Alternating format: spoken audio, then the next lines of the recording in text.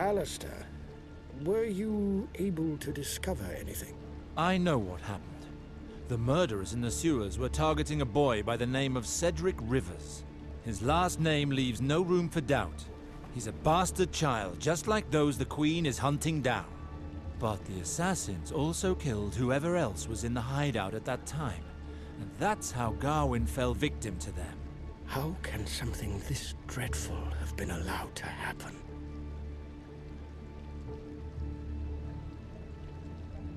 He really is dead.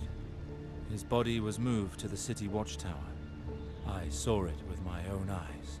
By the father. That poor boy.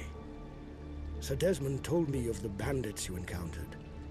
Was it they who killed Gawain? The Reapers did the dirty work. There's no denying that. But they were just pawns. They are now paying for their crimes. What do you mean? I coerced some of their members to tell me what happened, and that information led me to the city watchtower. That's where I found Gawain's corpse. But that's not all. The leader of the Reapers, the murderer himself, was locked up there. He confessed everything. The commander of the city watch paid him to carry out the task. Then he left him to rot in the dungeons, so that the crime would never be traced back to him. And here is the proof. Look at this letter. It was Valar himself who gave the assassination order to the commander of the city watch. He's behind everything. Are you saying your half-brother murdered Gawain? I do not understand. Why would he do such a thing?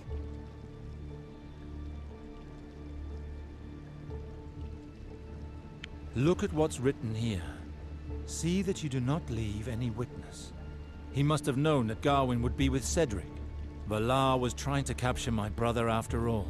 This was an ideal opportunity for him. He didn't leave him any chance of clearing his name.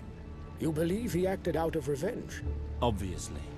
He wants to wipe out the Sarwics and take control of Riverspring.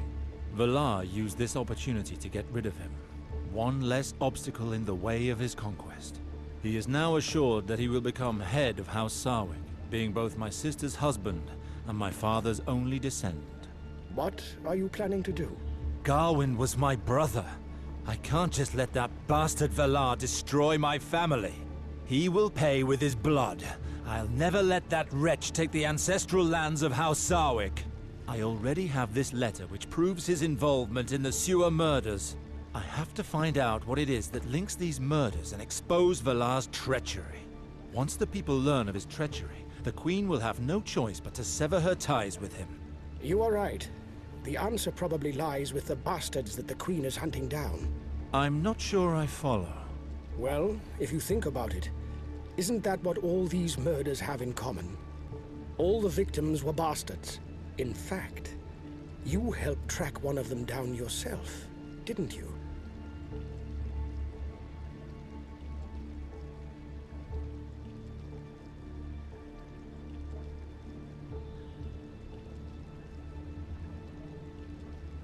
I only helped the Queen to get back my land and titles.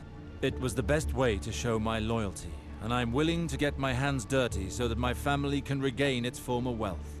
Certainly. And your resolve does you credit. But why did she call on you? If these targets really were enemies of the Crown, why didn't she send the gold cloaks? Indeed. She chose an inconspicuous method every time. The Queen does not wish for this matter to be made public. These bastards are not chosen at random. Valar himself is one, but he's not worried. So there must be some other link between them. But what? I can't put my finger on it. I might have a lead on this matter. One of my contacts at court passed a letter on to me. It's from Lord John Arryn himself, the King's Hand. He sent it to the Red Keep sometime before his death. It was meant for Grand Maester Pycelle, who sits on the Royal Council.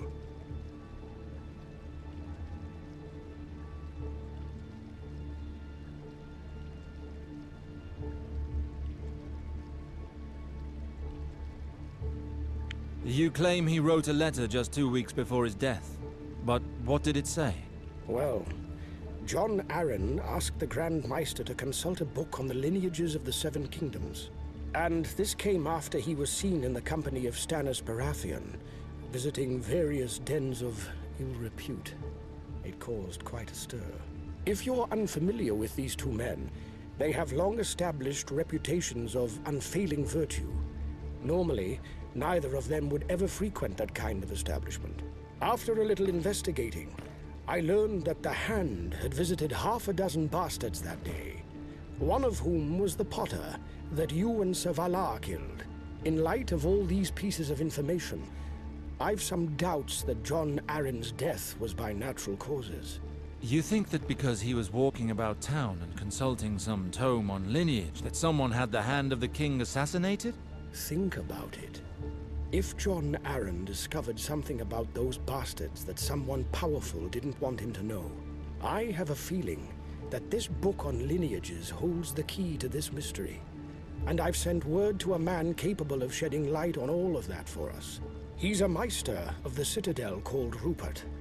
He's also an expert in ancient texts, and it just so happens that he has worked on the book. I do not know him personally, but he has agreed to meet with us. He was asked to bring a copy of the tomb. Why call on this Maester Rupert?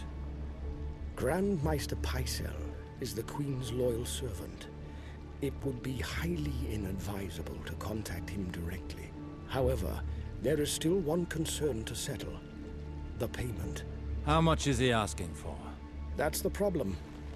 He does not seek money. If he did, this matter would already be settled. He wants a particular settlement, but he refuses to explain himself in writing. He would rather discuss this in private. Fine. I will meet with him. Where can I find him? The meeting has been arranged near an illegal arena, hidden in the sewers. I sincerely hope he will give us the help we need. I've already taken the liberty of sending Sir Desmond there, as he knows these parts well. He will be able to come to your aid if something goes wrong. Thank you, Lord Halton.